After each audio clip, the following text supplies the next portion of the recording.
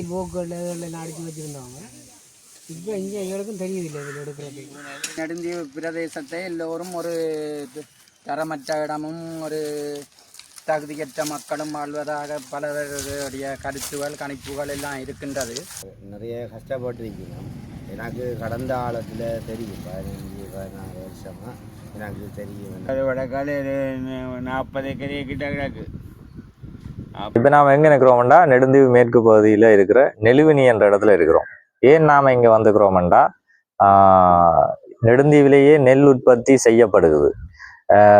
நெடுந்தீவை பசுந்தீவு, பால் தீவு, மூலிகை தீவு என்று நிறைய பேரால் நெடுந்தீவு அழைச்சாலும் நெடுந்தீவு பசுந்தீவு என்று இருக்கிறதுக்கான ஒரு காரணமாக ஆரம்ப காலங்களில் நெடுந்தீவு மக்கள் எப்படி நெல் உற்பத்தி செய்து தங்களோட பொருளாதாரத்தில் தன்னிறைவாக இருந்தாங்களோ அதுபோல் இப்பையும் இருக்கிற மக்களில் ஒரு குறிப்பிட்ட மக்கள் நெல் உற்பத்தியை தங்களோட வாழ்வாதாரமாக கொண்டுக்கிறாங்க. மேற்கு பகுதி மக்கள் தங்களோட வாழ்வாதாரமாக செய்யப்படுற இந்த நெல் விளைச்சலை அறுவடை செய்யப்பட்ட நெல்லை இயந்திரம் மூலம் ஏற்றி ஒரு இடத்துல கொண்டு அதை களஞ்சியப்படுத்தி சூடு மிதிக்கிற நிகழ்ச்சியை தான் நான் இப்போ படம் பிடிக்க நான் பார்த்த விஷயத்தை உங்களுக்கும் காட்டலாம்ன்றது தான் இந்த வீடியோட முழு நோக்கமே.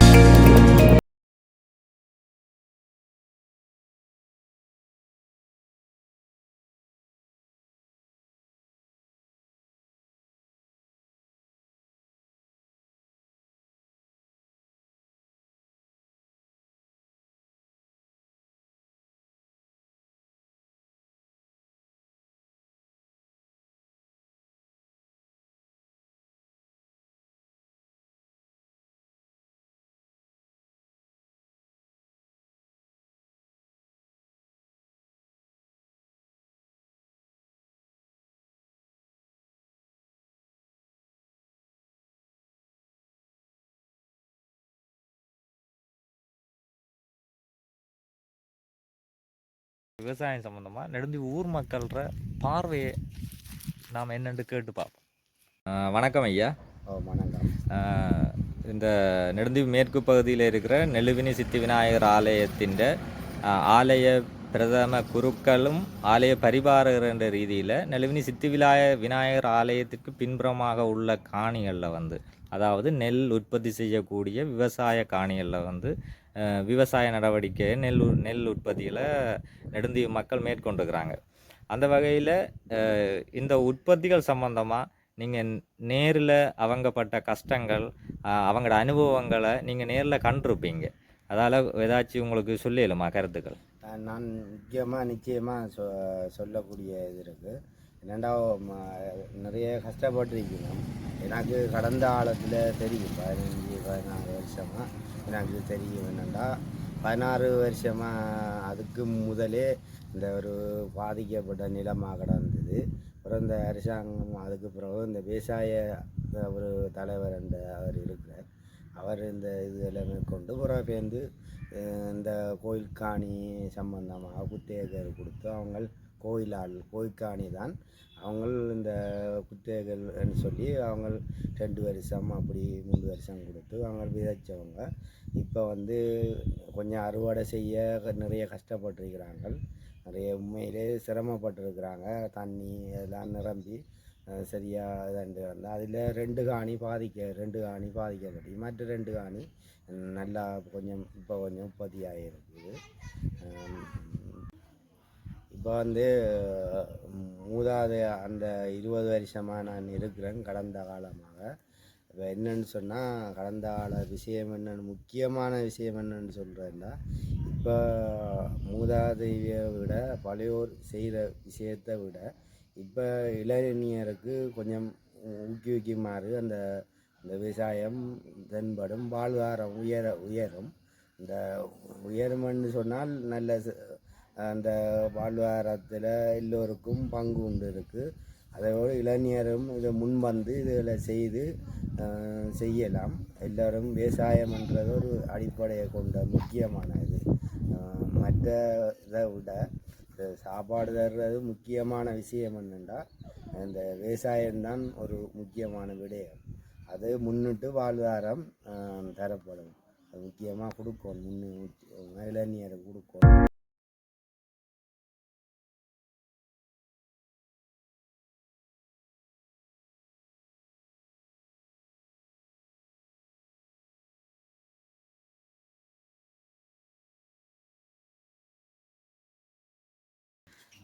நீங்கள் நெடுந்தீவில் எவ்வளவு காலமாக நீங்கள் நெடுந்தீவில் இந்த நெல் அறுவடையை செய்கிறீங்க, நெல் உற்பத்தியை செய்கிறீங்க? நீங்கள் நெடுந்தீவில் நெல் உற்பத்தி செய்கிறதுக்கும் வன்னி மக்களோட நெல் உற்பத்தி செய்கிறதுக்கும் இடையிலான வித்தியாசம் என்ன? நீங்கள் இங்கே எதிர்கொள்கிற சவால்கள் என்ன என்பதை பற்றி கொஞ்சம் எங்களுக்கு சொல்லலுமா?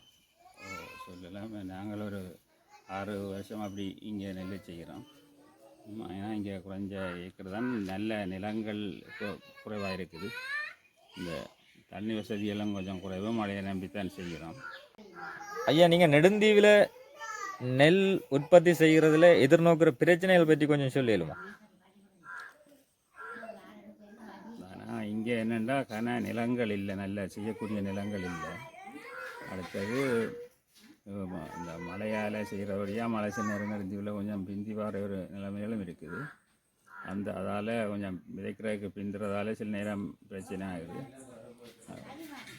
அது வர இன்னும் கொஞ்சம் நிலங்களை இது சரி கட்டி கூடுதலான பயிர் செய்யக்கூடிய ஒரு வாய்ப்புகளும் நெடுந்தீவில் இருக்குது. நாங்கள் மட்டுமில்லை, வேறு யாரும் செய்யக்கூடிய ஒரு வாய்ப்பு இருக்குது. ஐயா, நெடுந்தீவில் அண்ணளவா ஒரு உத்தேச மதிப்பில் எத்தனை பேர் நெல் உற்பத்தி மேற்கொள்கிறாங்க? இங்கே ஒரு 10-12 பேர் அளவில் செய்கிறாங்க இனம். ஆனால் அந்த வரகு சாமி என்ற இதை கொஞ்சம் கூடுதல் வேறு ஆக்களும் செய்யணும் நிறைய பேர். ஆனால் நெல் கொஞ்சம் நிலங்கள் சரியில்லாமல் இருக்கிற நிலையமும் மேல் மழையை நம்பி செய்கிறபடியாக கொஞ்சம் சுமார் ஒரு 10 பேர் அளவில் செய்யணும். அந்த நெல் இங்கே இதுக்கு முன்னே காலமாக சில பேர் செய்து கொண்டு தான் வந்தவியல். ஆனால் ஆக்கள் இங்கே இடம்பெயர்ந்ததாலையும் சில நில வாய்ப்பு இங்கே இது பார்க்க வேறு இடங்கள் நல்ல நிலங்கள் இருக்கின்றதுக்காகவும் இங்கே நெல் செய்ய விட்டுட்டோம். ஆனால் ஆரம்ப காலத்தில் நெல், சாமி, வரகு போன்ற பயிர்கள் அதிகமாக செய்து இங்கே அதிகாரம் சீவிச்சிருக்கணும். ஆனால் அந்த வகையில் நெல்லை இன்னும் மீண்டும் செய்யக்கூடிய ஒரு வாய்ப்பு இளைஞர்கள் வந்து செய்தால் நல்லது. அதுக்கு சில அரசாங்க உதவிகளும் நிலங்களை சரிப்படுத்தக்கூடிய சில உதவிகளும் செய்தால் இன்னும் அவர்களுக்கு உதவியாக இருக்கும். நெல் செய்யக்கூடிய ஒரு வாய்ப்பு கூட இங்கே இருக்குது நெடுந்தீவில். ஆனால் எங்களை பொறுத்தவரையில் அந்த மழைக்கு சில நேரம் மழை பெஞ்சினால் சில நேரம் பயிர்கள் இதாக போயிடுமன்ற ஒரு நிலைமை, தண்ணி இல்லாத கஷ்டம். அதுக்கு ஒன்றும் செய்யலாத மாணவர் நெல் தானே. இதுக்கு முதல் வன்னி எல்லாம் செய்திருக்கிறேன்.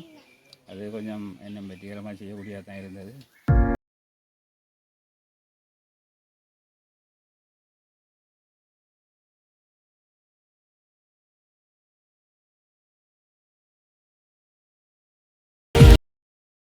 உழுவது 4 வாய்க்கு நெல் வச்சது இந்த முறை போன முறை இந்த முறை கொஞ்சம் பரவாயில்ல, நெல் கொஞ்சம் பொலி அடிக்கும் கூட. நெல் போகிற நெல் தான் இந்த முறை வச்சு ஏபிசியில் வேண்டி வைக்க நெல் தான் வண்டி வச்சது. அதோட 3000 பசலை போட்டிருக்கணும். பரவாயில்ல, இந்த முறை கொஞ்சம் பரவாயில்ல, தண்ணி அது இதாகுது. இப்போ வந்து இடப்பட்ட காலத்தில் அந்த வேளாரங்கம்பு இல்லாட்டிக்கு வேலை செய்ய மாட்டாங்க. வேளாரம்பு இல்லாட்டி வர மாட்டாங்க வேலை. சைக்கிள் போக்குகள் இதெல்லாம் அடித்து வச்சுருந்தவங்க. இப்போ இங்கே எங்களுக்கும் தெரியுதில்லை இதில் எடுக்கிறதுக்கு.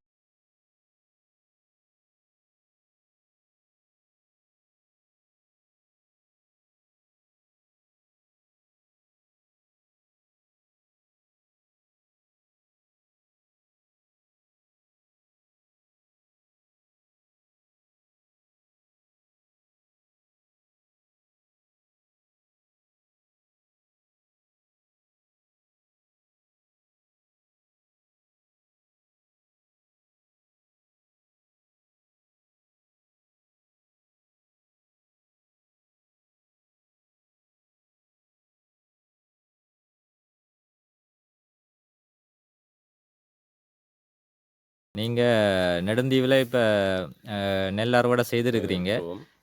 இந்த செய்திருக்கிற நெல் அறுவடையோட நெல்லோட இனத்தை பற்றியும் இங்கே நீங்கள் எதிர்கொள்கிற பிரச்சனைகளை பற்றியும் நீங்கள் இதை சந்தைப்படுத்துறதுல எதிர்நோக்கிற பிரச்சனை பற்றியும் கொஞ்சம் சொல்லிடுமா?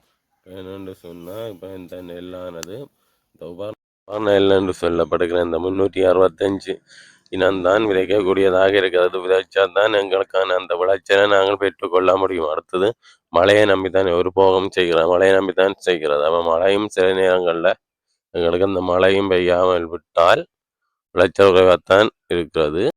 வசதி என்று சொன்னால் யாழ்ப்பாணத்தோட தொடர்பு கொண்டு தான் சந்தைப்படுத்த முடியும். எனவே நாங்கள் இங்கே செய்கிற இந்த நெல்லை நாங்கள் இப்போ சந்தைப்படுத்த இல்லை என்று சொன்னால் குறைவாக செய்கிறதும் ஊர் நெல் எங்களை சாப்பாட்டு தேவையைத்தான் நாங்கள் பூர்த்தி செய்கிறதுக்கு தான் இதை செய்திருக்கின்றோம்.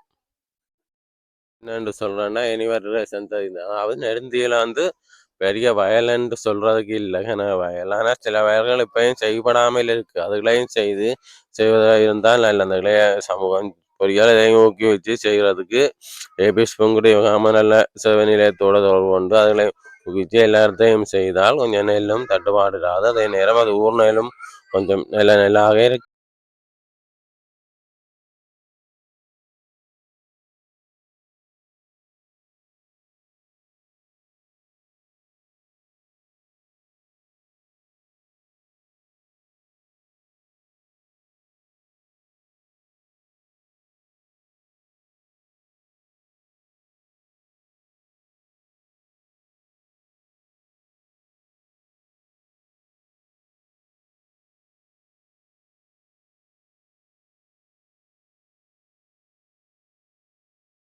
வணக்கம் ஐயா.